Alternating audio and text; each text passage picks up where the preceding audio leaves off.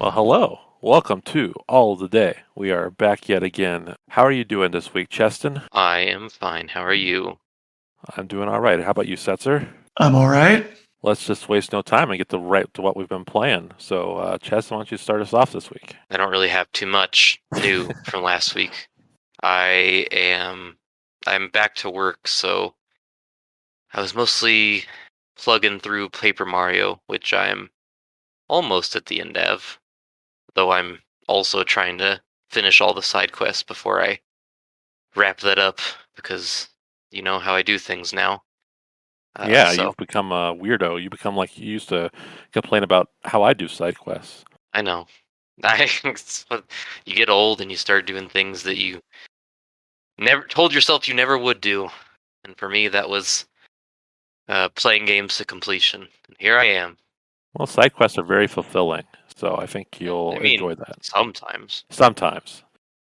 If you like the game, they can be. Yeah, I shouldn't have done it with Skyward Sword, but it's my curse. I have one. I have one game that I'm kind of saving because I want to play more of it. I played a little bit since last time. I'm just going to keep that in my pocket for a different podcast.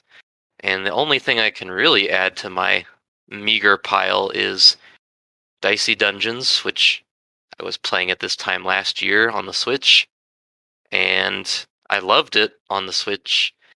And it was a game that I kind of stopped playing after about 20 hours or so, and always intended to go back to, but just, you know how it is. There's like a million new games, so it's really hard to go back to something, even if it's something you really, really like.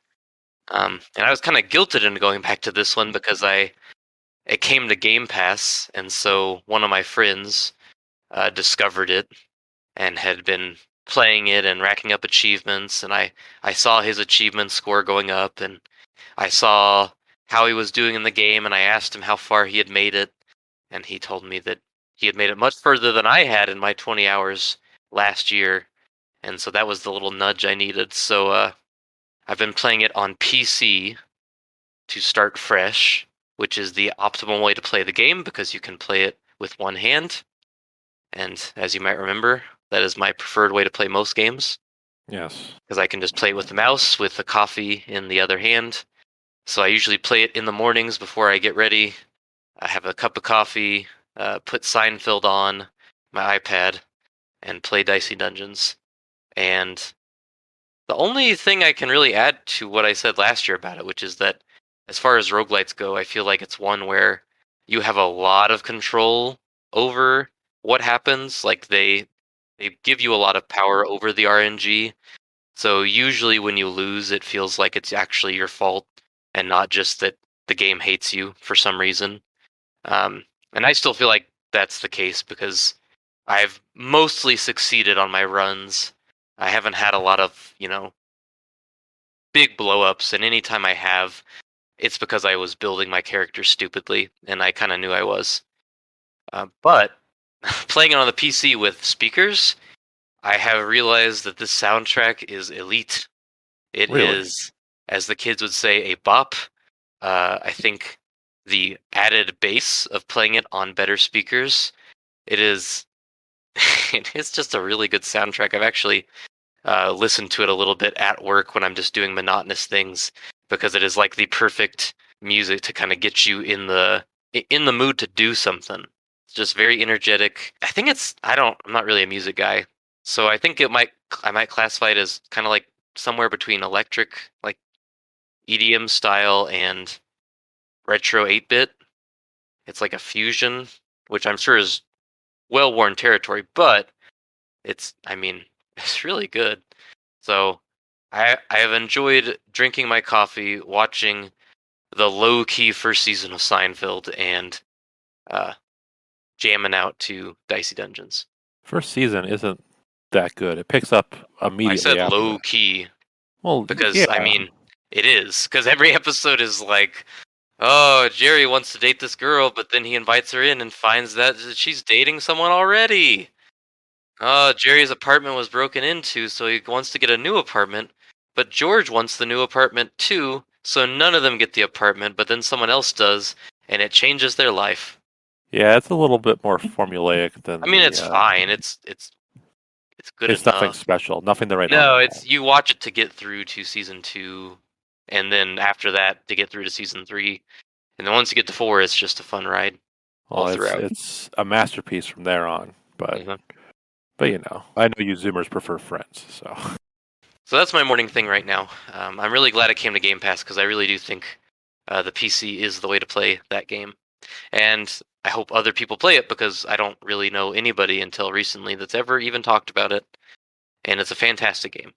See, I would think that the Switch would be better for a game like this, just because it seems like a nice little short time game you can play in bed.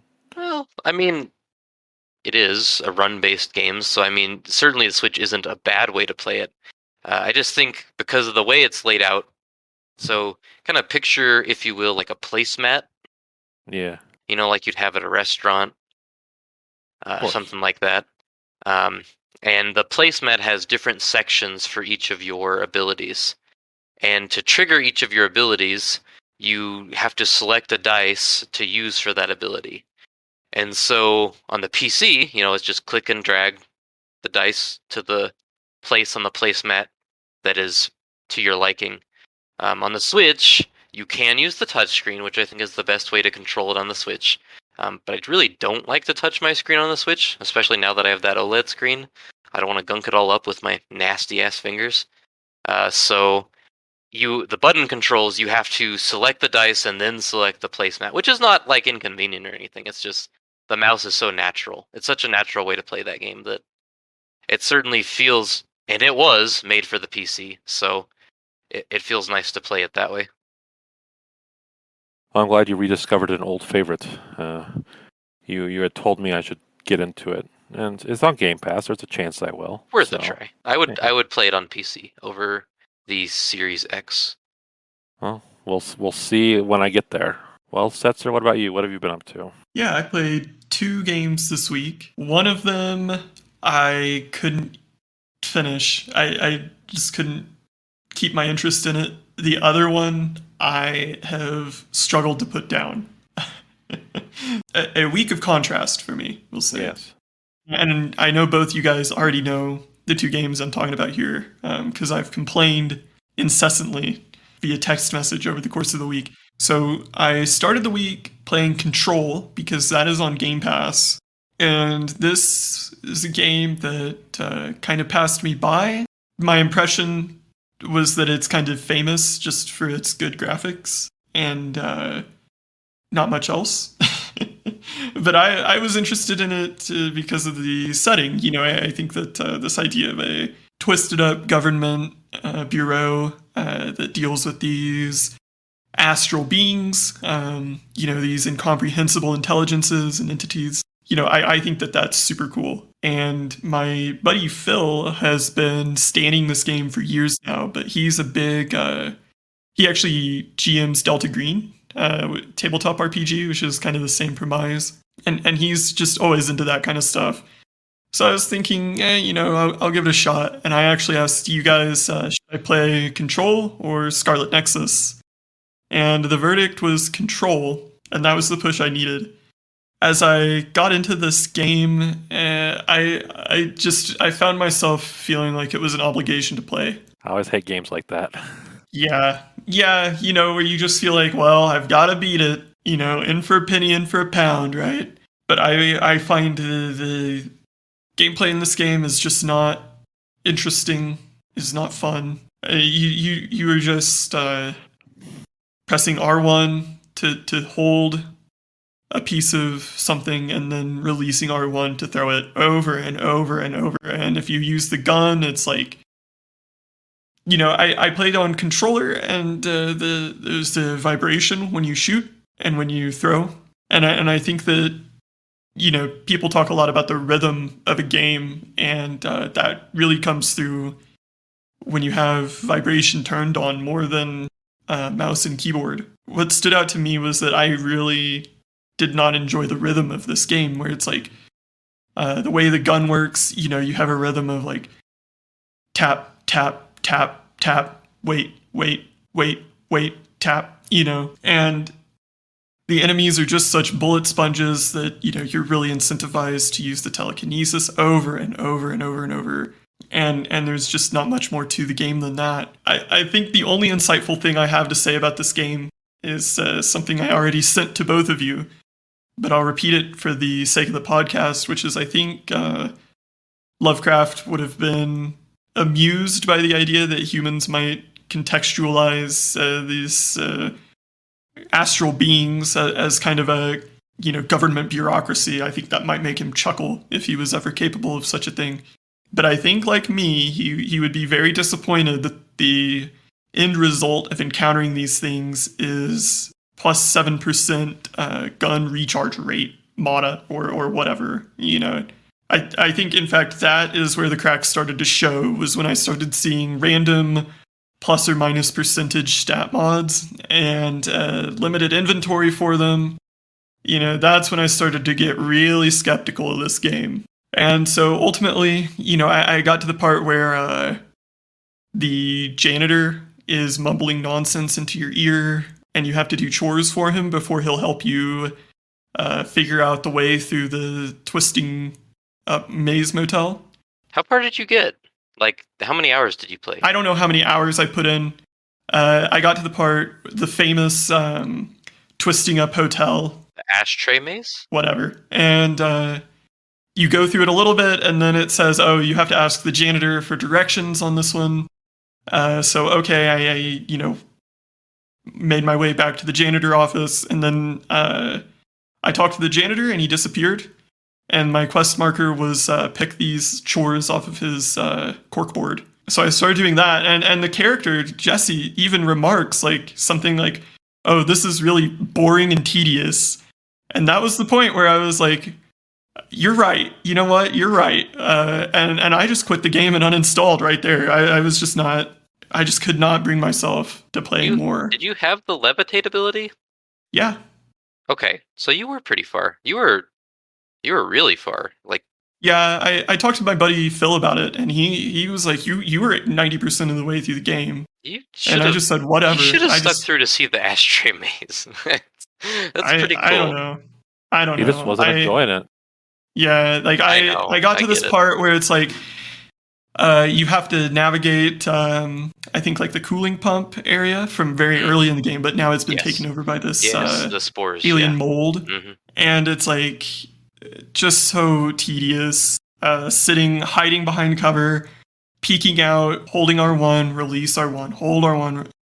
I just couldn't be bothered. I just couldn't do it anymore. It's such a contrast because the previous games I played, Deathloop and Dishonored 2, you have so many tools, and each one has its situational use, and you are compelled and you're inspired to solve these problems in different ways and different tools and try different things. And in Control, you R1, R1, R1, and I don't know how many hours I can do that. It's like the rhythm of this game is like Chinese water torture to me. You just do the same thing over and over. I think the game is pretty, don't get me wrong, and I like the government bureaucracy, conspiracy stuff. I like the really imposing brutalist architecture. I think it's really satisfying to take the control point and watch the architecture shift back into place. But I just was not digging the story. Didn't grip me. The protagonist I found very annoying. The cutscenes where it zooms in on her face while she has a sort of internal dialogue with Polaris character. I think that was laugh out loud, intolerable for me. I was losing my patience in the cutscenes. I was hard pressed not to reach for my phone or look out my window next to my computer, or just something to think about not playing Control. And as I said in a text, to you guys, this isn't a bad game. Control is not a bad game, but it is, my verdict is not to my taste, because I just could not do it. No, we've all got those kind of games that we can acknowledge that there's something to them, but you just can't wrap your head around it. So I get it. We had very different experiences. I actually liked it much better as it went on. It was in the beginning that I didn't totally click with it, but I felt like the atmosphere did a lot of heavy lifting for me. throughout. Yeah. And then eventually the gameplay kind of caught up for me, just because I thought it was really fun to use the levitate ability, and you had these really messy battles all over these bureaucratic hallways. But I get it. See, my experience was didn't improve as it went on. You mentioned that, and that's one of the reasons I stuck with it so long, and really gave it the benefit of the doubt. You and Phil both mentioned that it gets better and better and better, but to me, it just didn't improve. I didn't have a lot of opportunities to use the levitate in combat. There are some rooms and corridors where it's convenient to levitate, like up to a balcony or something instead of using the stairs, for example, right? But for the most part, I just didn't really feel challenged by the combat enough to need that. I know that I frequently complain about people who refuse to make the game interesting for themselves, but in Control's case, I just couldn't jive with it, and it felt so repetitive, and in a lot of combat encounters I even thought were frustrating. Certainly repetitive. I wish Yeah. you had seen the ending so you could be annoyed by it, because the story just lays a big old egg at the end. I've been spoiled on that. Okay. Yeah, and It does nothing. Yeah, They build up this intrigue around this central character, and then when push comes to shove, it's like, what? It's like, Yeah. I had to go look it up because I legitimately had no idea what was happening. But that's kind of that's what Remedy does, to be honest. As much as I enjoyed them. I actually had no idea who this was by. I just knew it was the Pretty RTX game, basically. And you mentioned in a text message it's by, quote unquote, the Alan Wake guys. Yep. And I almost joked. I almost sent a joking text message, Alan Wake guys, uninstalled. Because Alan Wake is another game that just strikes me. I haven't played it, but it's another game that just strikes me as... You would not like Alan Wake. Yeah. Like, that's one of those games that just... I just need to look at, 2 minutes of gameplay, and I'm just repulsed. I just instantly know this is not me. This is not that for game me. had too much gameplay. The story was really fun, but the gameplay, it was just not good enough to do as much as it asked you to, which sounds awful. Which is why I'm excited for the sequel, where they're saying they're going to make it survival horror, which means much less combat. Which, oh my god! And Control kind of has that problem too. There's a lot of combat. Yeah. It could be a bad survival horror, and then there's lots of combat. Yeah, but at this point, I'm kind of just in for whatever dumb, stupid, disappointing story Remedy wants to craft. Fair enough. They get a free pass from me. I can't give a free pass to that. That's just not for me. Hence why the verdict is not to my tastes. On the other hand, this week, I started playing Red Dead Redemption 2. This is a game I've wanted to play for a very long time, and it's just, not slotted into my schedule. And when it came out, it wasn't on PC, and when it did come to PC, there was a lot of talk about the labor conditions of making it. But it's been a few years. I figured, why not pick it up in the Steam Winter Sale, right? Right. And I'm really loving this game. I'm kind of in love with this game. As I've mentioned before, I really love the Western genre, and I think what stands out to me most about Red Dead Redemption 2, keeping in mind that I'm still very, very early in the story and haven't really even been focusing on the story content, frankly, what impresses me most is, it's difficult to explain, kind of, but the Western genre is such a barometer for America's self-opinion.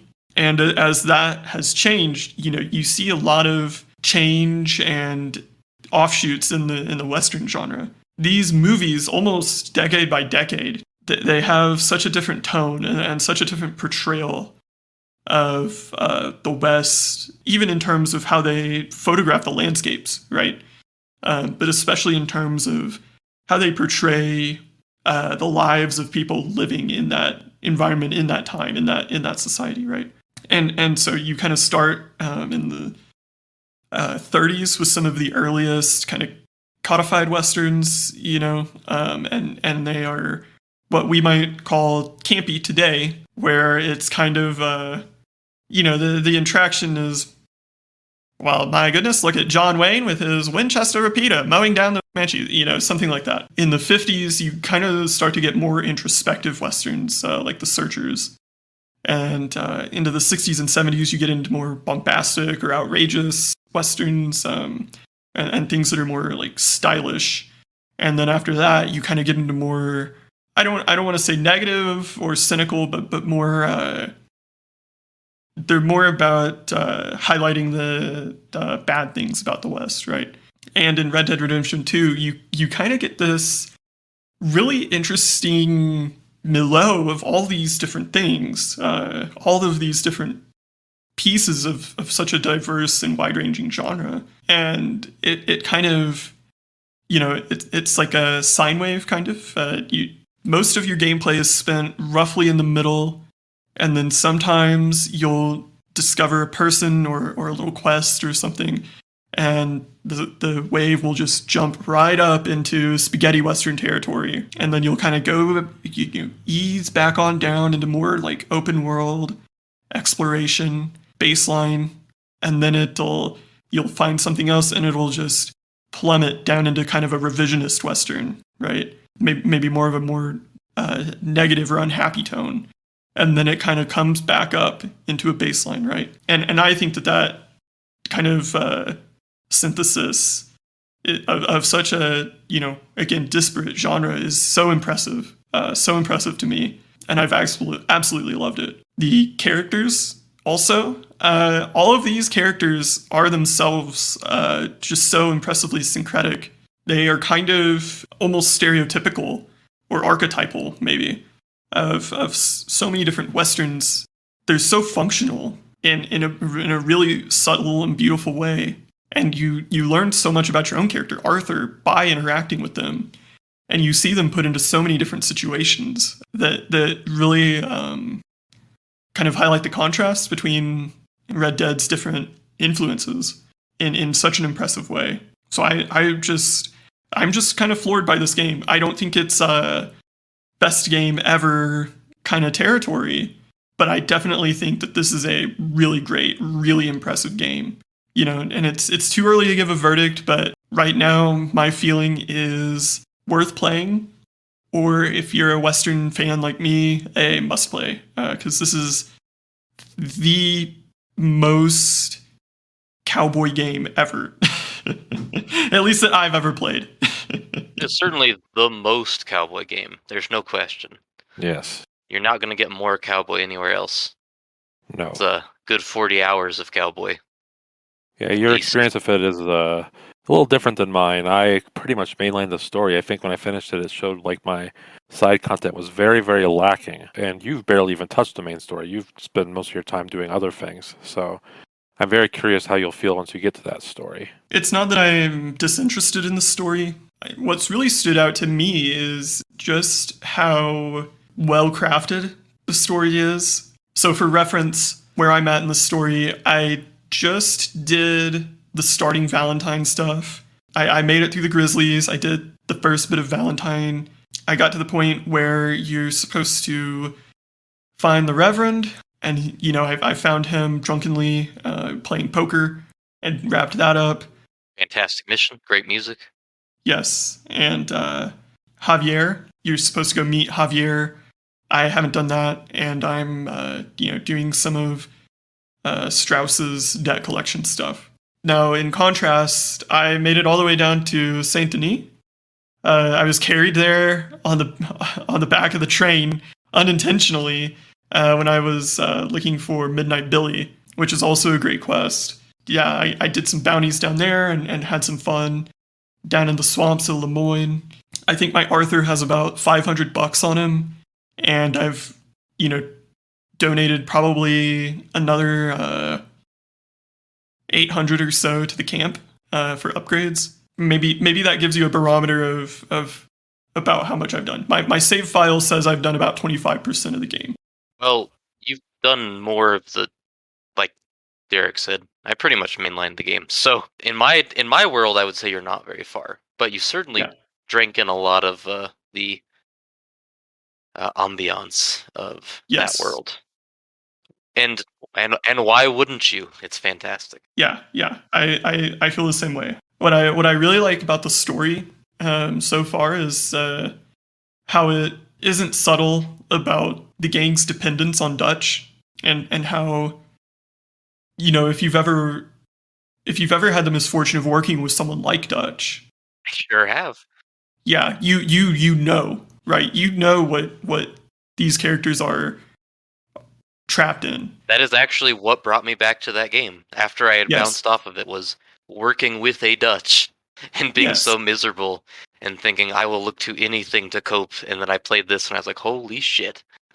Yeah. I worked at a small private company for a time that was owned by a man very much like Dutch. I think my experiences with that have kind of prepared me to steer Awthuh in a certain kind of way. And that's another thing that I love about this game is Awthuh Morgan. Such a wonderful protagonist. One of the best protagonists of all time, easily.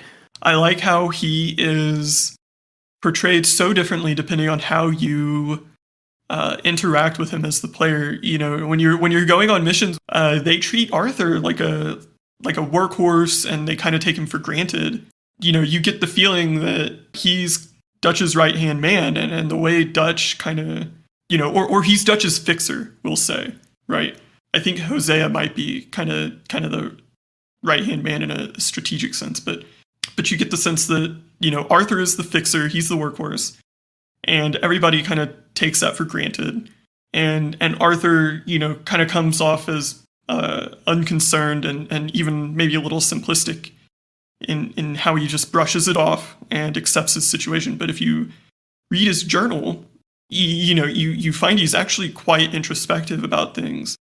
And you get the sense Dutch manipulates people and he controls people by questioning their confidence in him, right? And undermining their own judgment. And you get the sense that after the events of Blackwater and the escape through the Grizzlies, Awthuh is realizing that maybe he is right to question Dutch, and maybe realizing that he needs to keep that within himself or else Dutch will undermine it, right?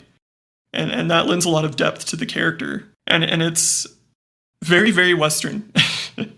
Very archetypally Western in such a wonderful way, because now you can kind of decide how that character is going to grow from this questioning of his place in the world, right? A lot of Westerns involve some revelation about the world or life within it for the main character, and the crux of the story is kind of how does that galvanize them to change? What do they try to change about their world, and what are they going to lose along the way, right?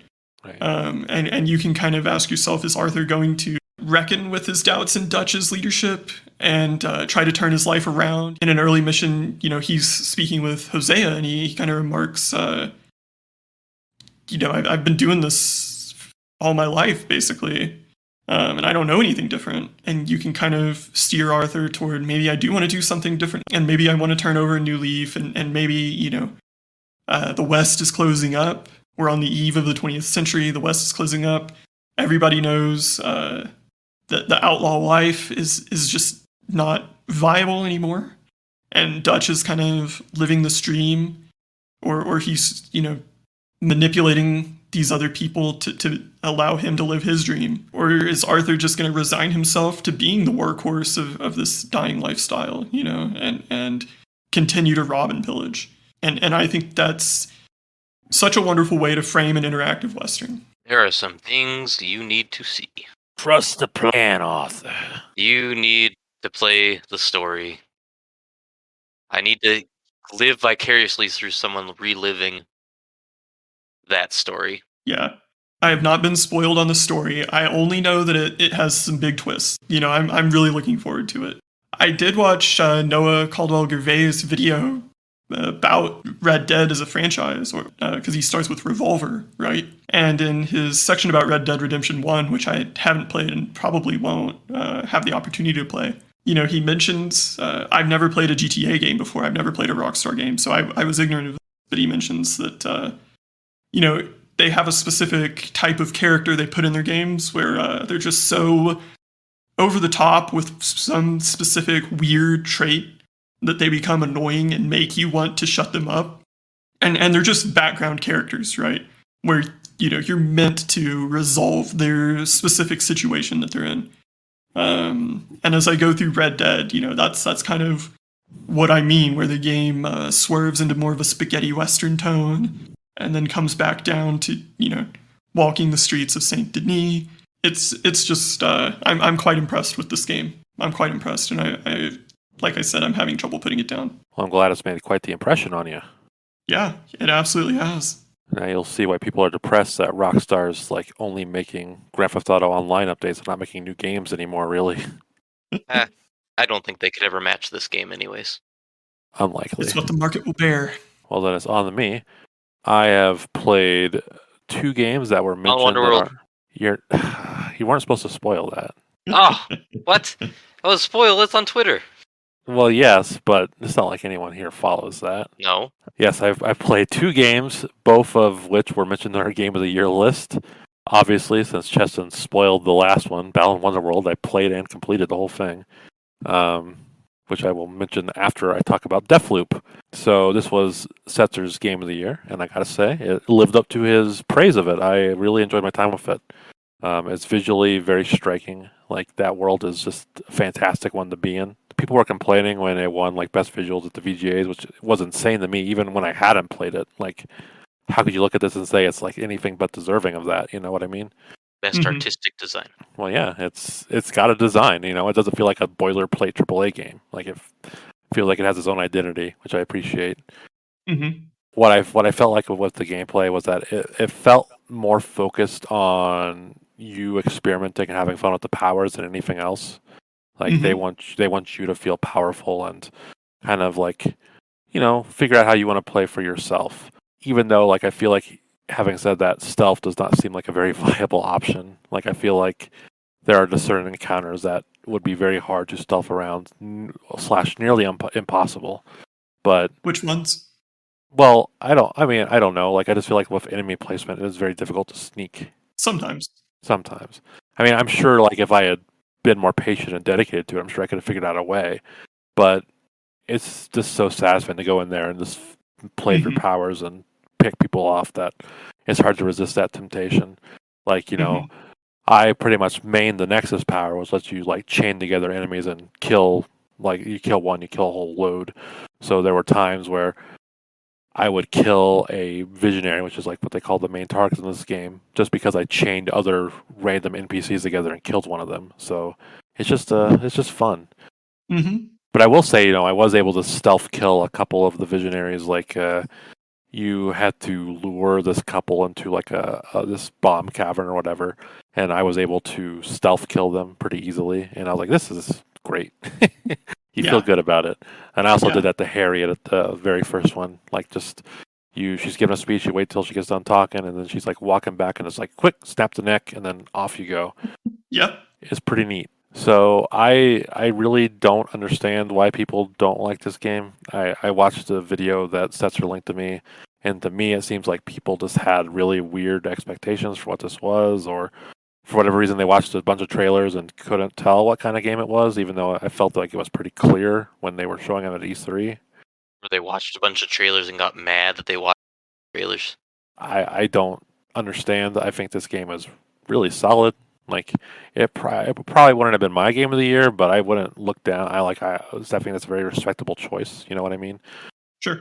When people were talking about the game of the year nominations at the VGAs, they were saying Deathloop was the one that didn't belong, and I just don't agree. I think it was on the upper tier of those. At least it was a complete game, unlike Monster Hunter Rise, which wasn't nominated, I don't think. But it's something that you couldn't have done on the PlayStation 2, Ratchet and Clank. Exactly.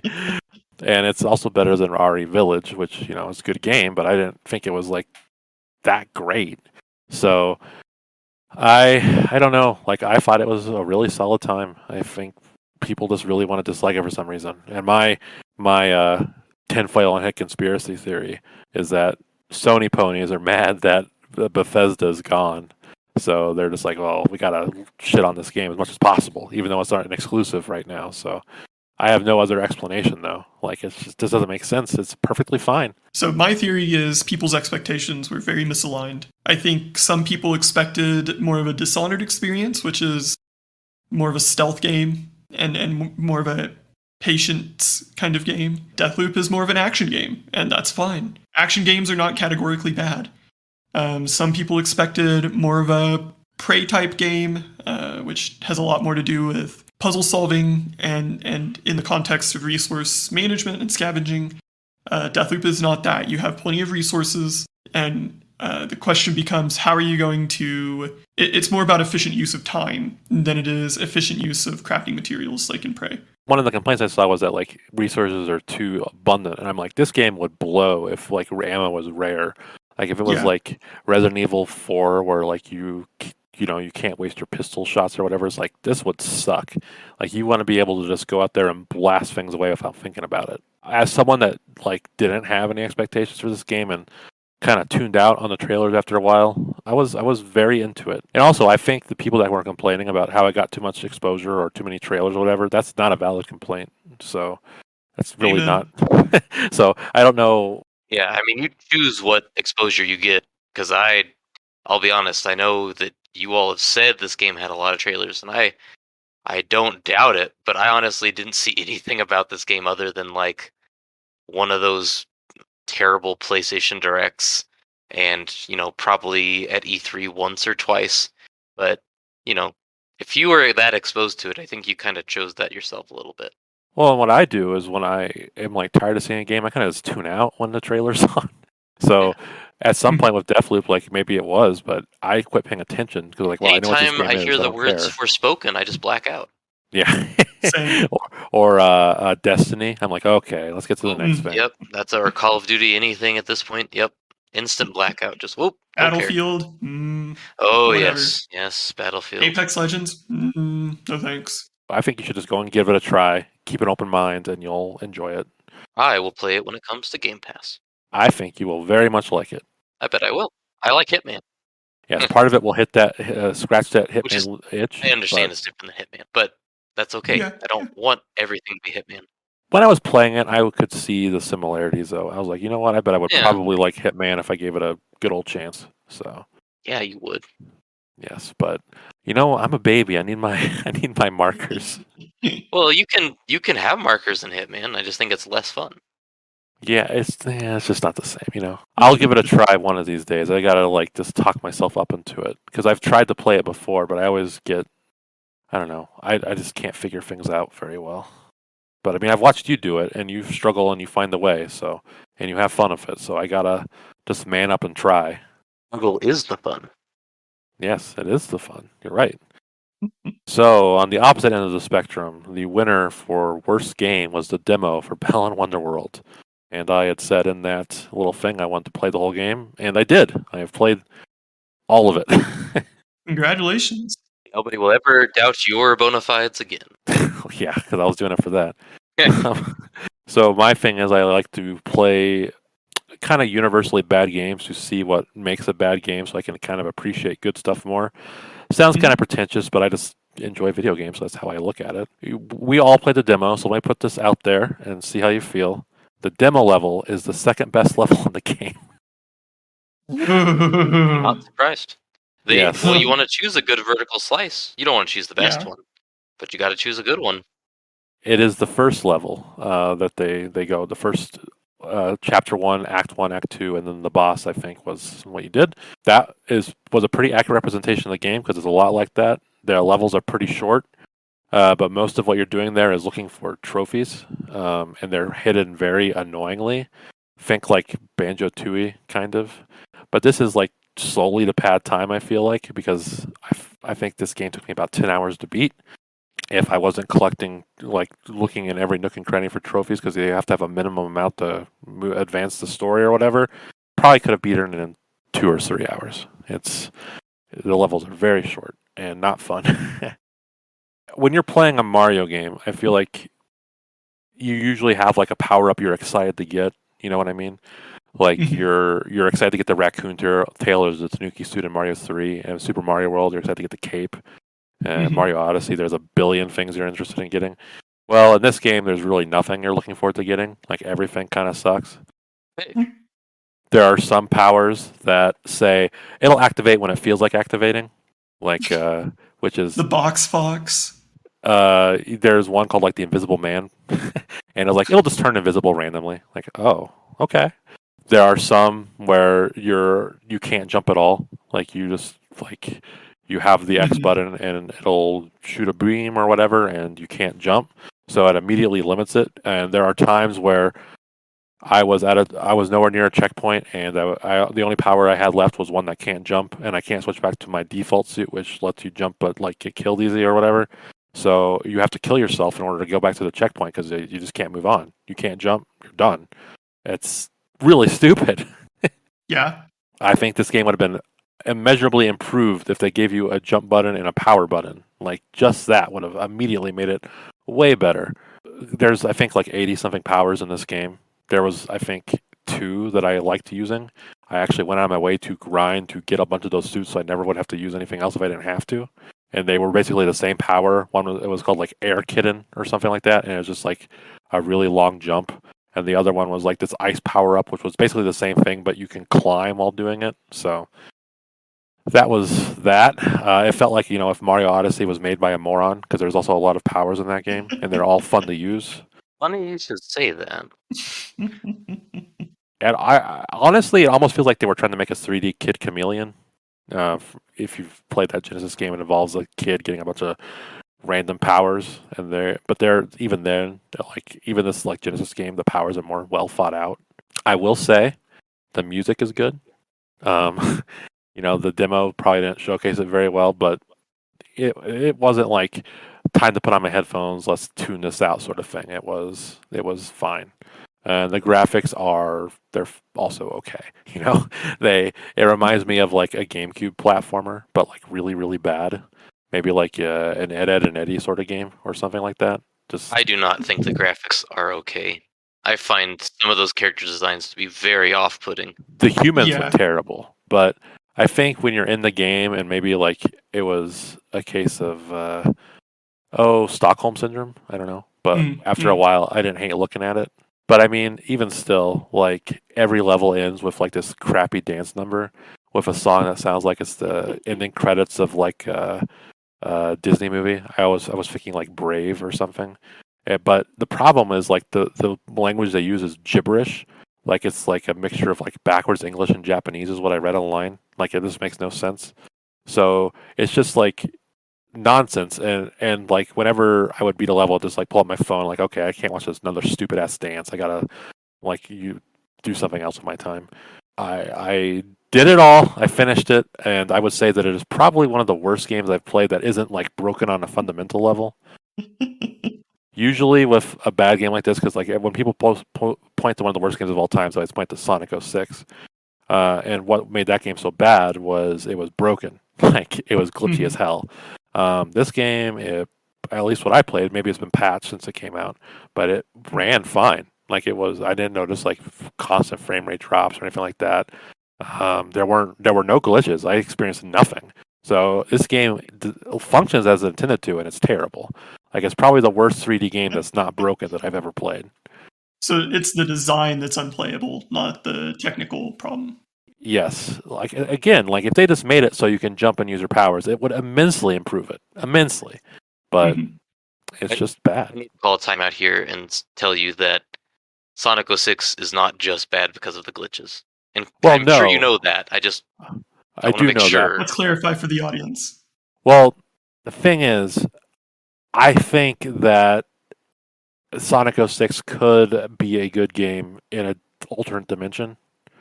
Where the hub world stuff is gone, The hub world stuff is gone, where the but like story's gone, the where story's Silver the kind of what makes Hedgehog that is fun. gone. Well, I think those levels the silver levels are playable. I'd rather play silver levels than anything in Balan Wonderworld. Honestly, like I can see what they were going for in some spots, and this one, like I don't know. I think they reached their vision, and their vision sucked. I think I could see an alternate world where Sonic 06 is good. I cannot see one where this one's good. So it's just bad. I'm not looking forward to like in a decade when people are like saying like, actually, this is like a hidden masterpiece. Like, you know, There's already a little bit, but it's not like hidden masterpiece. It's more like this is actually functional. It wasn't that bad. it is Yeah, I functional. read some article and it was like an okay article. Like I was like, oh, I'll give you your points. Like you've made an okay argument. At the end, they said something like, I'd rather have another Balan's Wonderworld than another heartless release like Bowser's Fury. And it's like, well, nope. You shouldn't have said that last part because that just totally derails your entire opinion. If you had said like, I don't know, You could have Call of picked Duty, so many other Marios, but Bowser's Fury, that one actually goes for something. like, you know, people say it's like a GameCube platform, and I mentioned that myself, and that is true. But it's good to remember. It's a helpful reminder that not every GameCube game was good. There were some bad ones out there. There were many bad games on the GameCube. And this would be a bad one. So if you've heard the hype is real. It is bad. Bad hype. You've heard the bad hype. The bad hype is true. It is true. Yuji Naka deserved to lose his job over this. Sad to say. Yeah, well, he said if people didn't like this game, he'd cut off his own head. Well, he unfortunately is now a severed head rolling around Tokyo somewhere. Rest in peace. Making mobile games with ads. Oh, yeah. Well, but I guess that'll probably do it for me. So I guess we can get on to the news now.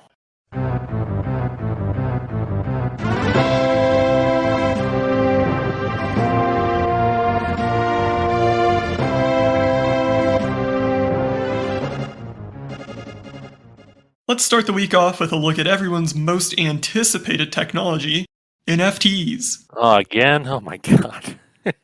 Derek Strickland of TweetTown reports that Sega CEO Haruki Satomi had this to say, quote, "We need to carefully assess many things, such as how we can mitigate the negative elements, how much we can introduce this within the Japanese regulation, what will be accepted, and what will not be by the users.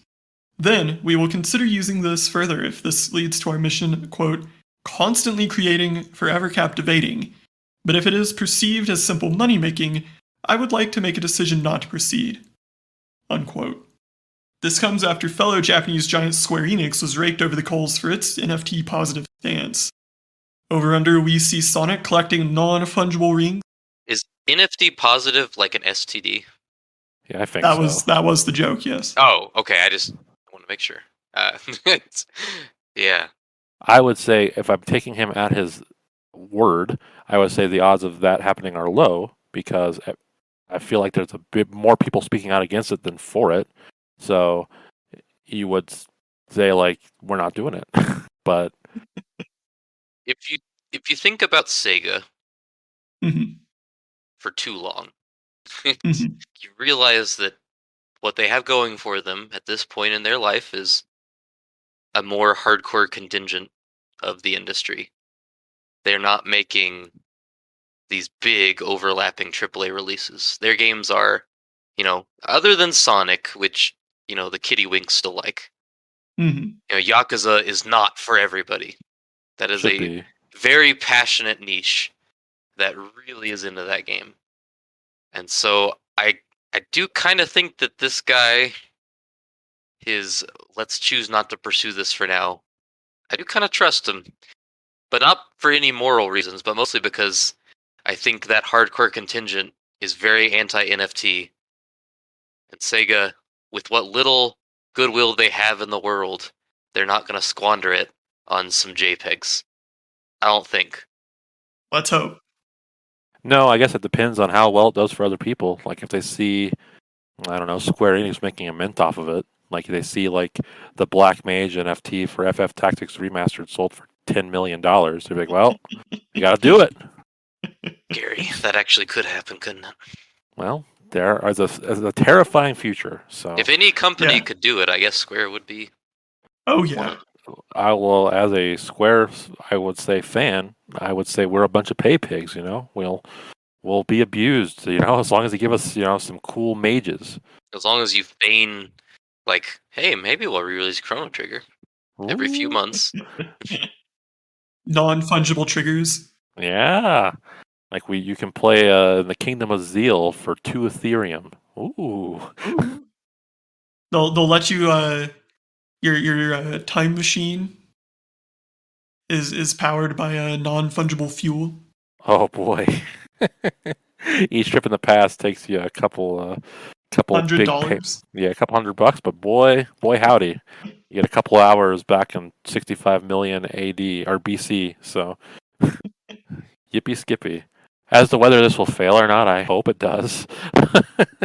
But it's hard to say. People that are into it are really into it. So whoever makes like a bunch of money, I feel like that's when the ball's going to start rolling.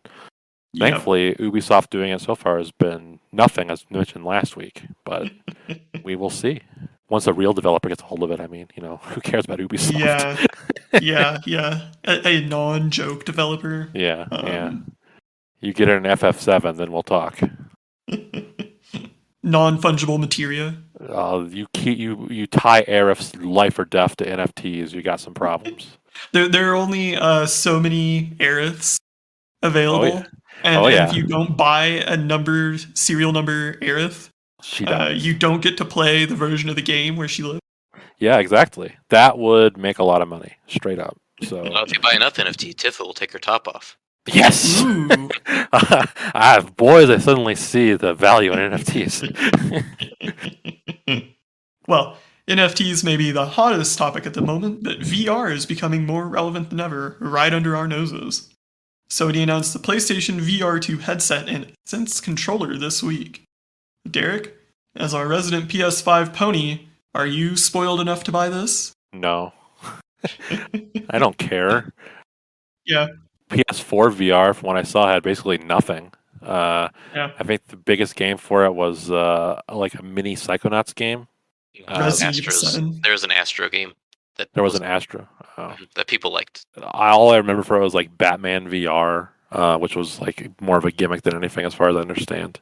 As far as I know, the only like true VR game that like is actually a video game was Half-Life Alyx, which I don't know if PS5 VR could do something like that or not. I haven't looked at the tech specs. But for me to get into a technology like this, you got to prove that you're going to do something interesting with it. Like, you got to make games I want to play.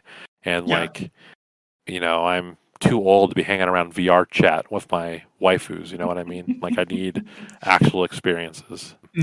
So when this was announced, there was like a big shrug of the shoulders from me. Like, you can invest in these technologies, but make me want to use them. Like, if you make it so like I feel like I'm missing out on something, some like interesting game, that would be how you do it. But we will see, I guess.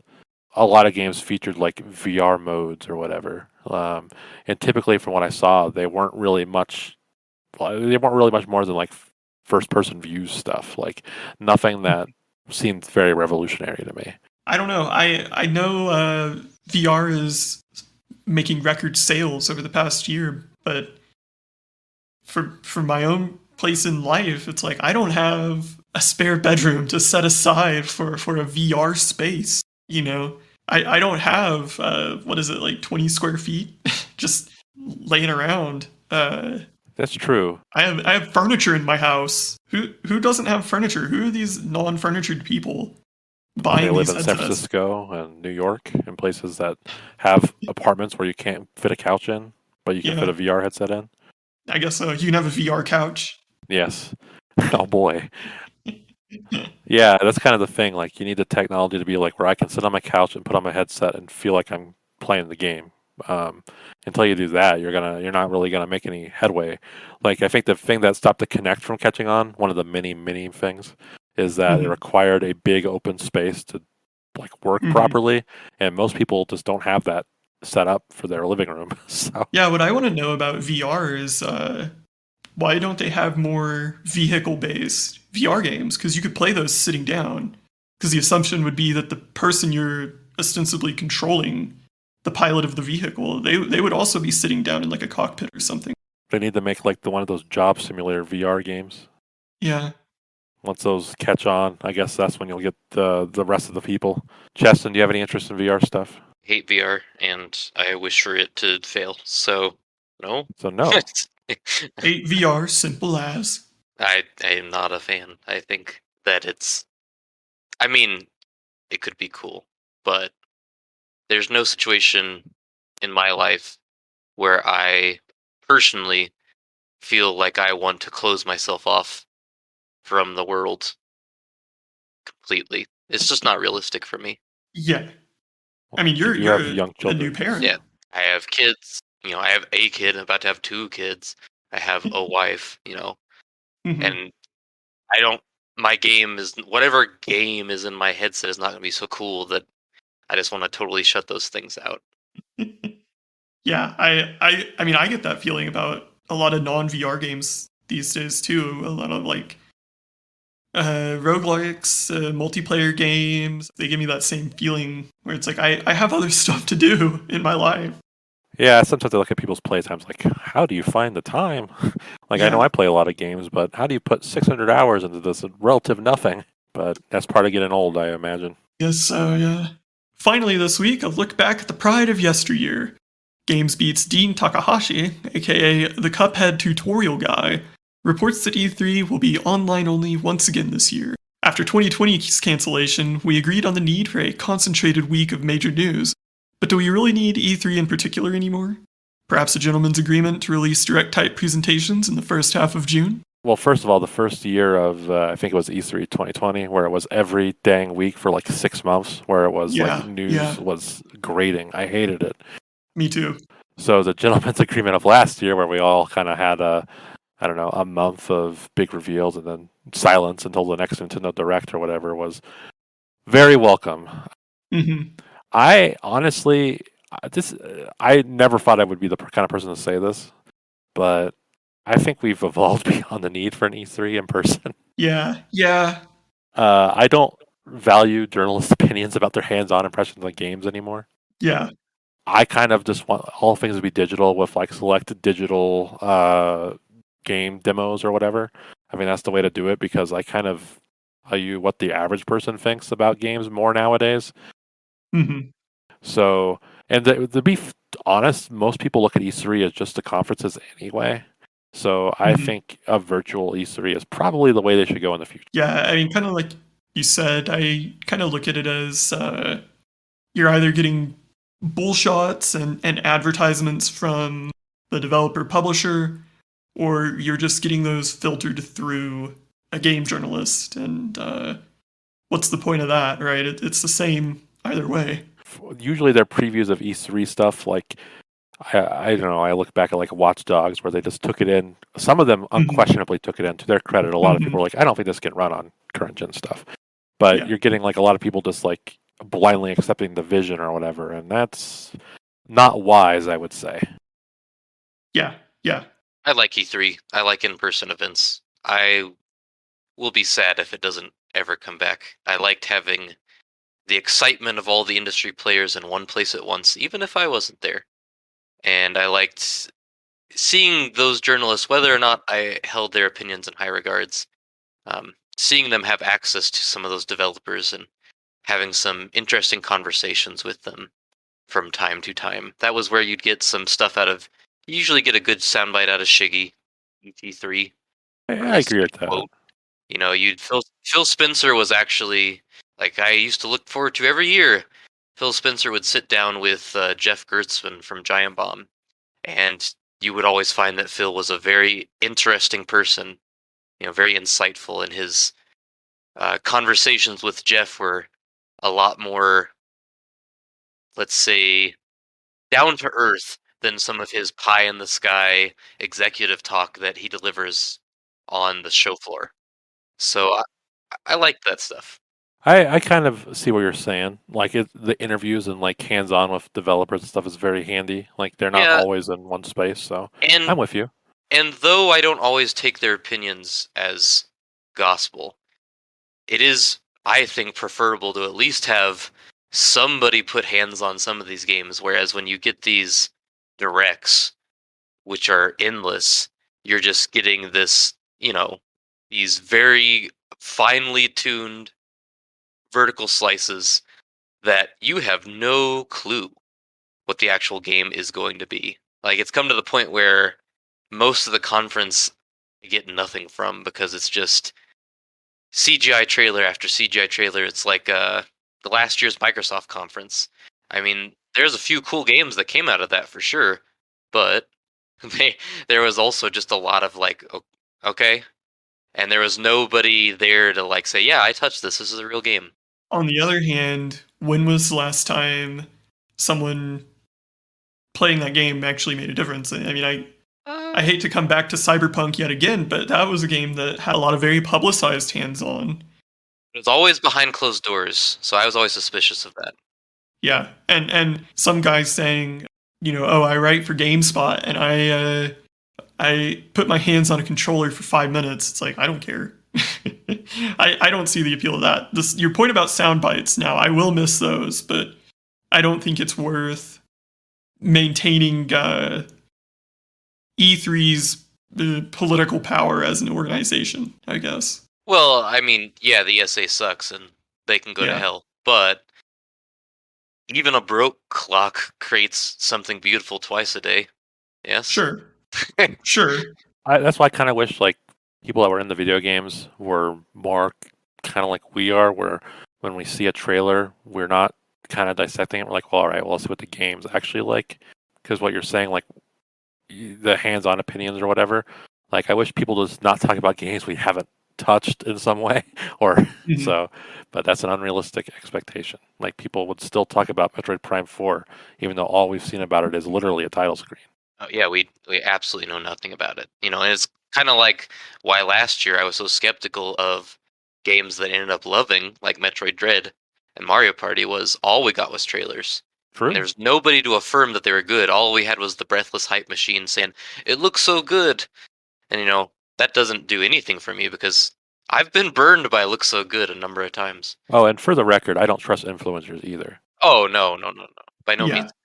I have like a hand-picked list of people that I respect enough or rather have enough in common with that I will look to their opinion on stuff I haven't played yet. But it's a pretty small list. And most of them don't go to E3. Yeah, well, they wouldn't be allowed. They're too critical. Yeah. I don't think does Digital Foundry go to E3? I don't think they do. I don't think so. It's funny, you're talking about sound bites. I always think of Jeff Keighley's interviews with Reggie, where I always feel like Keighley was very shilly with everybody else. But when Nintendo got there, he was except for with Reggie. Yeah, except for with Reggie, where he would like put the screws to him, and I always thought those were funny. The one except for this would be with Don Matrick, I think, after the big Xbox One fiasco. But other than that, I've always felt like Jeff kind of plays, lets them shill their stuff. But then when Reggie would come out, it'd be like, "What the fuck are you doing, Reggie?" I love those. There's no people growing up in the Switch era will never understand the agony of being a Nintendo fan at E3 time, watching their conference and being absolutely disgusted. And then your only reprieve was waiting for Keighley or someone else to interview Reggie and go, Reggie, what the hell? And Reggie would have to be like, well, come on, man. We showed Animal Crossing. Animal Crossing's for hardcore players. Or like the year that they showed off the Wii U and everybody was pissed because they closed with Nintendo Land. Reggie's like, I've got an amazing game to show you. And he showed Wonderful 101, which, I mean, it's a cool game and all, but it was like, you were wanting something like Zelda, and he's coming up with this neat little platinum game. You're like, yeah, Reggie should have game planned a little more for those Keighley interviews, really. Well, that's he's not used to journalists putting the screws to him. I'm surprised he never learned that Keighley actually did that. Well, and you wouldn't expect Keighley to unload on him like that. He is not really the Mountain Dew Pope, or the Dorito Pope. Dorito Pope. Mm-hmm. Those were the days. Yep, better time. Now he's just the real Pope. That's true. It's really weird. He usually turned it around for himself. Well, people don't. He's not like a joke anymore, I guess. Like I feel like he was exactly. The average person doesn't look at him with disdain like they used to. I like him. I like some things about him. He is very much a shill, but his passion and enthusiasm is such that he's created an entire platform for showcasing all of these games, and I have to respect. Oh yeah, that he does it for the love of the game, and so I have to. Yeah. I like that. Yeah, absolutely. I do think he's a shill, but you know what? That's fine. I don't think he would deny it. I think he's genuinely enthusiastic too. Yeah. so that's okay. You're allowed to like things. It's because of him that I'm familiar with Crazy Joseph Fares, Oh, the no, that guy developer of It rules. Takes Two. Yeah, he's awesome. I would have never known. You're right.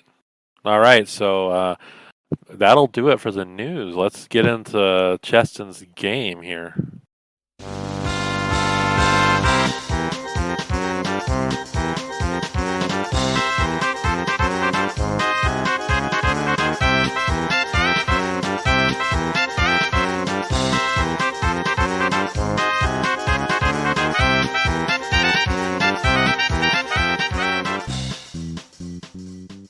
I'm going to turn it over to our guest host. Hello. Good morning. Hello. And welcome to All Takes Considered. My name is Vincent Delicious. Oh, and, hello, Vince. Yes, I'm here to talk with my guests about some of the biggest takes going around the internet today. So, guests, I would like you to please state whether you think each take is good or bad. So, Okay. without further ado, the first take comes from GamesBeat and the host of their podcast, Jeff Grubb. And Jeff Grubb said, in defense of their Game of the Year winner, Halo Infinite, that the open world is purposefully barren, which makes the discoveries monumental. What do you gentlemen say to that? Bad take. Brain dead take.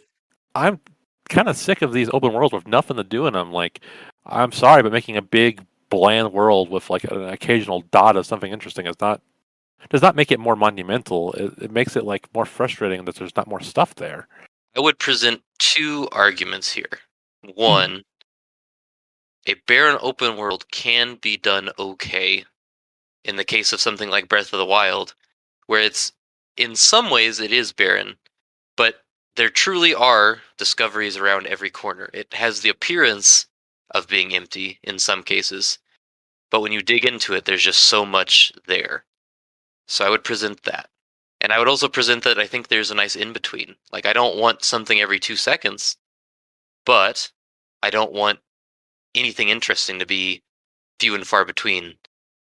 I would say the problem with Halo Infinite's open world is that when you make the discoveries, they're not monumental because they're the same discoveries. You will hookshot around for 10 minutes, and then you'll come up over a hill, and it's not like you're going to find something cool. It's like, oh, it's another military installation. I bet around that corner is 4 Marines who are chained to like some kind of electric beam. I bet there's a bunch of those blue boxes layered around. Mm-hmm. I might have to destroy something, or maybe there's a enemy with way too much health somewhere in the center there. And I'm going to have all the weapons in there. It's all going to be all the same weapons because every encounter gives you access to pretty much all the weapons all the time. And then I'm going to finish the mission. I'm going to hop into my mongoose or warthog or just keep on the ground. I'm going to go for another 10 minutes. I'm going to go somewhere and I'm going to find the exact same thing. Yeah, that was going to be my point. Is Every time. What discoveries are these guys talking about? What's discovered here? There's nothing to discover. It's just more grunts and more elites. And brutes. Yes. And jackals. Yes, and sure the AI is more interesting than something like, I don't know, Far Cry. But at the end of the day, it's still the same fight in basically the same location.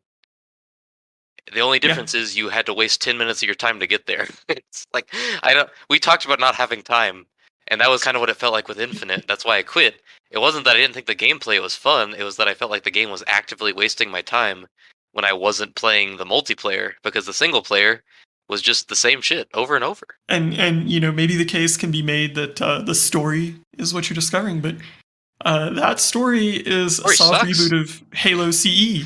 You know, there's nothing interesting going on with it. It's not cool or new or fun. So, you know, what's being discovered here to be monumental? To me, the open world I would compare this most closely to is Metal Gear Solid 5. And that's not a compliment. It's, you know, that's not what makes Metal Gear Solid 5 good. No, it's not. that open world is barren, and the only discoveries you make are these little installations all throughout the environment that will have different resources, but that's it. And it's the same ones over and over and over. It's the mission design that makes that game, well, and its controls, makes that game fantastic. But what makes MGS5 good to me is, kind of like Dishonored and Prey, you have a lot of different tools yes, to work your way through the problem. In Halo Infinite, you don't. You just don't. There's no interactivity. you have the grapple shot and a bunch of tools that nobody will ever use. Yeah. I have no idea why they're even in there. Yeah, I mean, they can be fun. Don't get me wrong, but it's like, you grapple shot, melee, grenade, and shoot. And, you have different guns and different grenades to mix that up a little, but you don't, there's no interactivity. You can't trick the AI, you can't deceive them. You don't have tools like maybe a hologram projector or something like that, or some way to like modify the terrain. You don't have a companion that kind of mixes things up at all. What's the appeal? I'm sure someone would say, make your own fun. And I would say, that's fine, but the game developers have to do a lot of the work there for me to do that. And I don't think they do in Infinite. I don't think they do their fair share of the making of the fun. I think they just kind of pressed Control-C, Control-V a whole bunch and expected you to just enjoy it because it gives you the illusion of progression. What that reminds me of is when I was a kid and I didn't want to go outside, what my mom would say was, when I was a kid, we picked up sticks for fun. And you don't need anything to have fun. Just go pick up some sticks. That's not really a framework for fun. No, it's just an excusing of a lack of creativity on the developer's part. I think I've said it before, but it just feels like people were so desperate for a good Halo game. They overlooked a lot of things. You mean the fact that it's an incomplete game that's basically in beta? Yes, I think you saw this, because if you look back at reviews for Metal Gear Solid 5 and a game we just commented to, I think we all kind of appreciated and enjoyed that game. But a lot of the reviews didn't mention that the game is very clearly incomplete, you know what I mean? Like, there are flaws there. And I feel like people were just desperate for another good Metal Gear game. Whereas a lot of the same thing here. Like, I feel like later this year you'll see like a lot of articles like, you know what, maybe Halo Infinite isn't that good because they got time to reflect on it. But I guess we'll see. Well, thank you, gentlemen. That was very refreshing. Our next take comes from YouTube and the YouTuber Arlo. The puppet. The one who looks like the Cookie Monster, one of our fine programs on PBS. And he had a video on Pokemon Brilliant Diamond and Shining Pearl, in which he stated that there is no reason to do a faithful remake a la Shining Pearl and Brilliant Diamond. Gentlemen, what do you say? It depends on the game. For big franchise games like Pokemon, I think there's no harm with playing it straight. And that's only because like you need to trade those monsters from old generation up. And I feel like the older games kind of play differently than the newer ones in a way. Like they feel like different beasts. Mm-hmm. So I think in that case, I'm okay with it. For something like Final Fantasy VII, I think upgrading that game with new graphics is boring. Like, I think FF7 is a unique looking game and still plays fine. So I don't see a reason to play just a prettier FF7, though a lot of people disagree with me on that. So I think what they did with that remake is kind of what I'm more looking for. But I don't know, like if someone were to remake Mario 1, I wouldn't want them to reinvent the wheel with that. Like, it's a big franchise game. Mario 1 is a very distinct feeling Mario game, and I would want it to look, I don't know. First of all, I wouldn't remake Mario 1, but whatever. If they were to, I would want it to be a fresh paint sort of thing. Yes, then they didn't need to. And people aren't totally sold on that remake. No. I think it definitely depends on the franchise. Like, the idea of a remake, and his argument is basically that the purpose of a remake is that you bring up an old game to modern standards, in one way or another. Yes. And I think for some series, that's all well and good.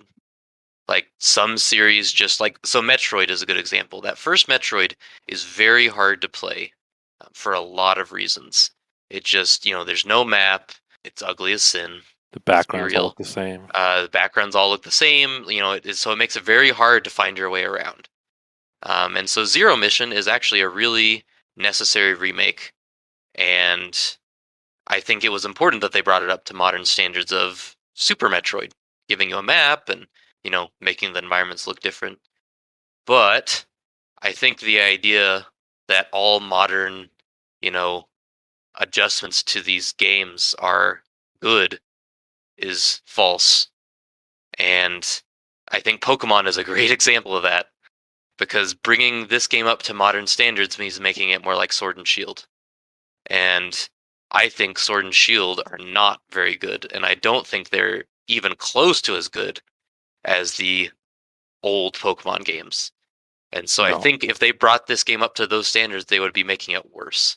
It depends.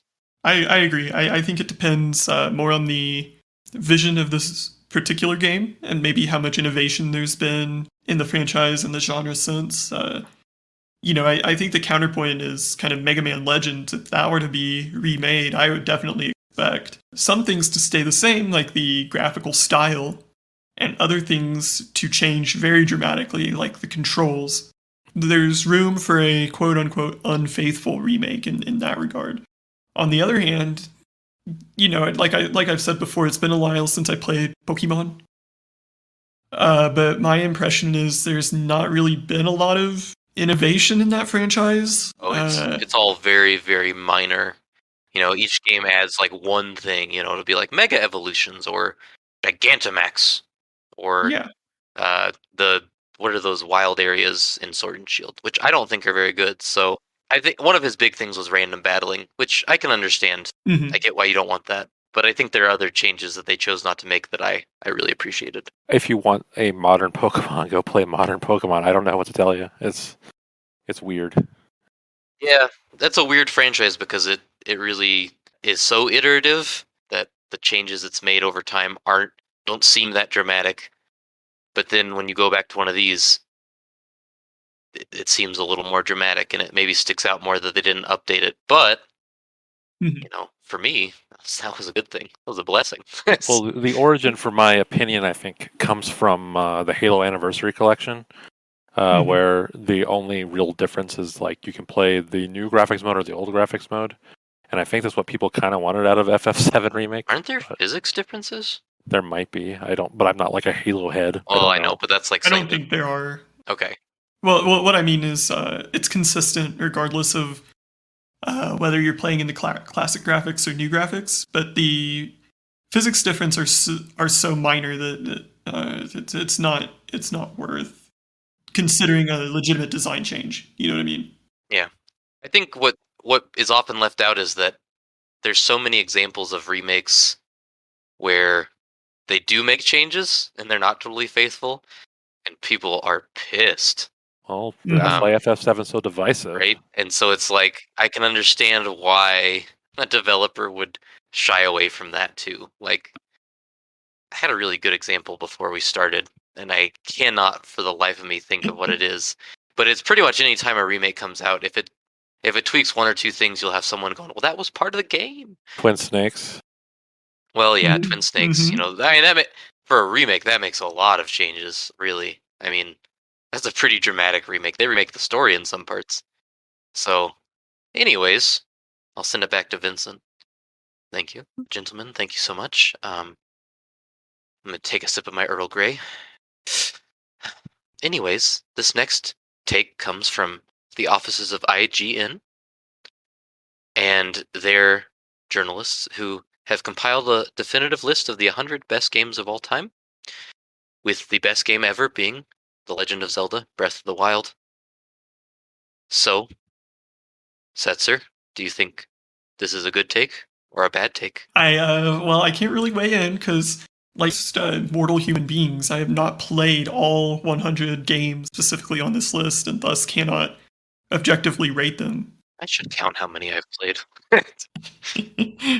and even that statement implies that video games can be objectively ranked against one another, which I think is completely false. But I think it's fun to do. I don't even think it's fun. I think that it's futile, especially in the case of you're looking at the IGN list, and so many different people are involved, and it's what gives person A's opinion more weight over person B, or how could they even possibly rank these things when I'm sure they all have very different tastes, right? Well, make no mistake in that I agree with you very much. That said, generally, I do find some fun in it when it's like a group of people I like. It's like, oh yeah, no, that's an interesting collection of their opinion. When a website like IGN, which has a variety of people, none of whom I know, with very diverse tastes, compile these lists, it always feels like throwing darts at a wall. That said, I'm going to do the worst thing you can do and get mad at this list. So, at 98 is Final Fantasy VII. I'm going to list for you all the games above Final Fantasy VII that have no business being above Final Fantasy VII. And I'm going to edit it because I don't want to go forever. I could go for a long time. But you don't want to name 98 games? Assassin's Creed 4. Assassin's Creed 4, Black Flag. No business. None. Not even on the top 100. League of Legends. No business. Mega Man 3. No business. Not a good Mega Man. Well, not one of the good Mega Mans, I should say. Animal Crossing New Horizons. No business. Let's see. Inside. Cool game. No business. Let's see. Got some good ones in here. Mortal Kombat 11. Love it. No business. Fortnite. Nope. Sorry. Fable 2. Definitely not. Splunky 2. I don't even think people like Splunky 2 that much. Dota 2. Nope. The Sims 3. I don't think so. Hell no. Control. I like it, but we already talked about it. That's a no from me. Rise of the Tomb Raider. One of my favorite Tomb Raider games. It isn't better. Batman Arkham City's a cool Batman, but you do fight Clayface at the end of that kind of sucks. That one I will listen to. No, can't listen to it. The Witness, way up its own ass. Overwatch, goes without saying. Apex Legends, also goes without saying. Left 4 Dead 2, fun little sequel. Diablo 2, little sequel. Well, Diablo 2 is, I think people consider it a legendary game. I wouldn't throw that one out. From there, there's a lot less after there that I object to, though. There is one, there's one that I know made like the top 20 that I'm like, BioShock. No. Sorry. No way. No. Hades is a great game, but no. Grand Theft Auto 5 is not the 12th best game of all time. No chance. No. That's insulting. But, come on. Mass Effect 2? Well, Mass Effect 2 is a joke. Don't make me laugh. The thing with a lot of those, and there are some exceptions, like Mass Effect 2, will they be talking about this game in 30 years? Like Final Fantasy 7 has been out since, well, it's not 30, but it's been out since 1997. So we're talking like 25 years, and people still talk about this game. Like, will people still be talking about Assassin's Creed 4 in 20 years? I don't think so. People don't even talk about Assassin's Creed 4 now. Exactly. Yeah, if you asked somebody what they thought about Assassin's Creed 4, they ask you, which one is that? It's like it's the boat one. It's one where you're a pirate. Say it's the pirate one, and they say, which one is that? Ubisoft going to make a whole pirate game at some point? Well, they also had Assassin's Creed Rogue, so if you said pirate game, you'd have to specify which pirate game. Oh, I didn't even realize there was a separate pirate game. Yep. They had one for next gen, one for last gen. Yeah, it's right. Will people be talking about Control or Rise of the Tomb Raider in 20 years? I don't think so. No, not outside of, like, for me, like, as someone who played Rise of the Tomb Raider only 5 years ago at this point, I really enjoyed my time with that game. And my memory of it is that I had a really good time with it. But I could go through Final Fantasy VII beat by beat and talk about all the amazing things it does in its runtime. And you weren't even... Like, you didn't even play it to completion back in the day. Even as a child, I could have done it, because that game was even influential to me as a kid when I only watched you play it. Right, but you beat it for yourself, like, 2 years ago. That was the first time you beat it. It's a fantastic game. I like Control, but, I mean, Control shouldn't even be on the list at all, but certainly not above FF7. I would have picked Alan Wake before Control, if anybody's curious. Yeah, this is one we'll have to pick through with a fine-tooth comb.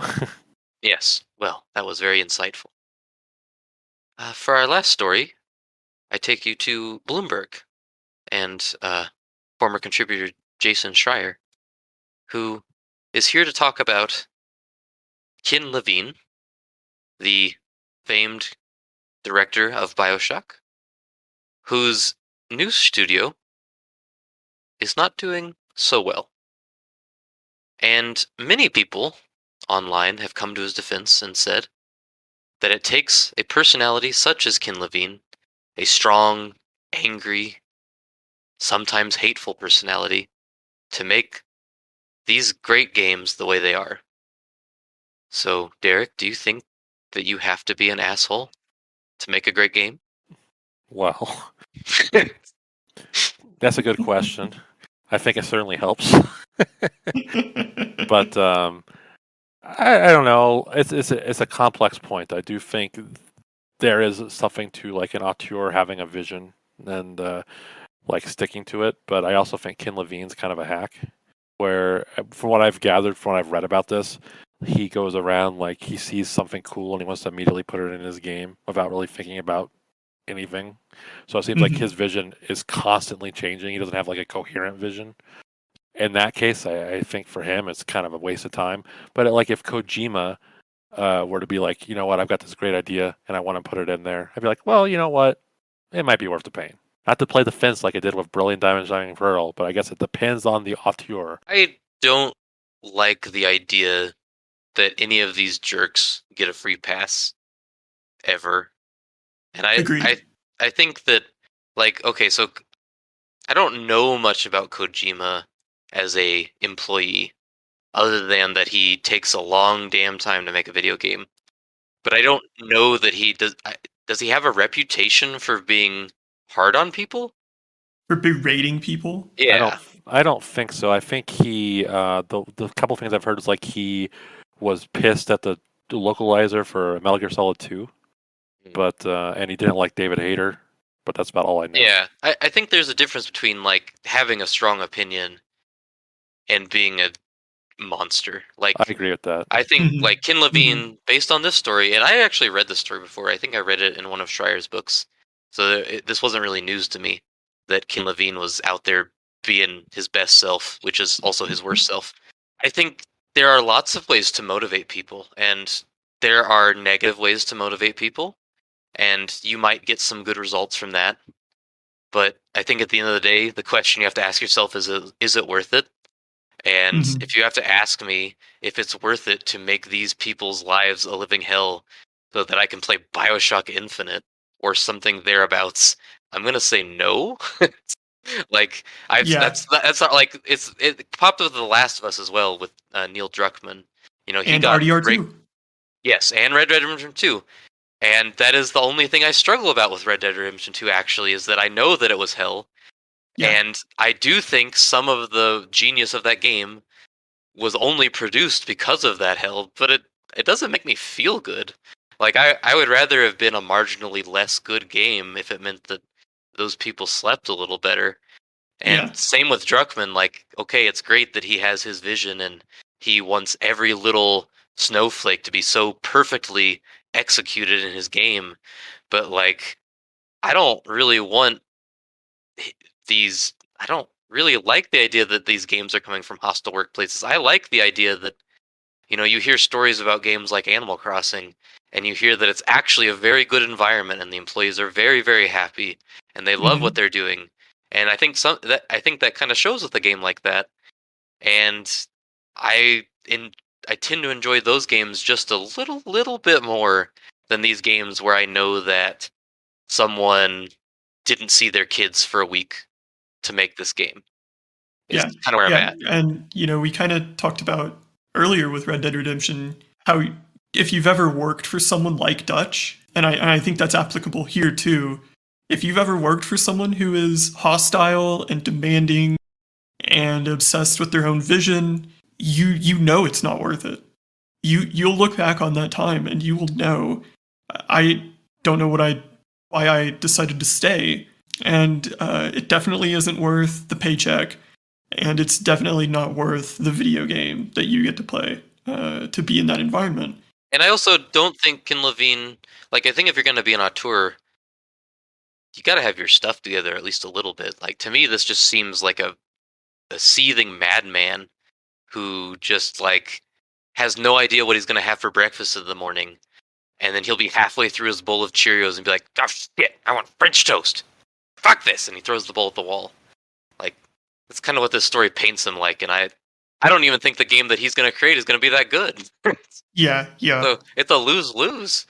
You hear stories about how Shigeru Miyamoto is kind of hard behind the scenes, but he doesn't seem like he's mean or anything. He's just like he wants his employees to work well. I don't know. It's hard to. I think he has high expectations. Yes, but I think the difference between a good manager and a bad manager is that a good manager will set expectations and make sure that everybody sticks to them, whereas a bad manager will not set clear expectations, but will still expect everybody to adhere to whatever expectations exist only in his or her mind.